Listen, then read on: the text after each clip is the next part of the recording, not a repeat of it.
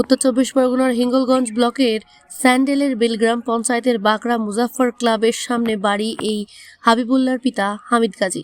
এই হাবিবুল্লাহ তৃণমূলের প্রভাবশালী নেতা। অভিযোগ, শৌচালয় দেওয়ার নাম করে মানুষের কাছ থেকে লক্ষ লক্ষ টাকা তোলে, সেই টাকাও সাধারণ মানুষের কাছ থেকে চাইতে গেলে ভয় দেখায় এবং হুমকি দেয়। বলে, তোদের কি করার আছে করে নে, কোথায় জানাবি জানা। এই হাবিবুল্লাহর বাড়ি কেন্দ্র বাহিনী ও পুলিশ পাহারায় আছে। হাবিবুল্লাহ পলাতক ও বাড়ির সবাই পলাতক। আমাদের এখান থেকে বাথরুমে টাকা নিয়েছে আর টাকা দেওয়ার করছে না আর কি। কেন ভয় দেখায়? কি হ্যাঁ, ভয় দেখায়। তাহলে কি করে টাকা আদায় করবা করো, কি হাতে কি চাইছো আপনারা? আমরা টাকা চাই। আপনারা কি লিখিত অভিযোগ করেছেন? হ্যাঁ, লিখিত অভিযোগ করেছি। থানায় কি অভিযোগ করবেন? থানায় অভিযোগ করব। গ্রামবাসীরা তার বাড়ির সামনে বিক্ষোভ করলেন লিখিত নিয়ে এবং তার গ্রেপ্তারের জন্য।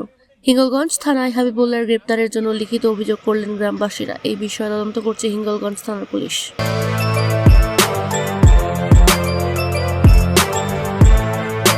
এখন অনেক বড় শ্রী লেদার্স হাওড়া ময়দান।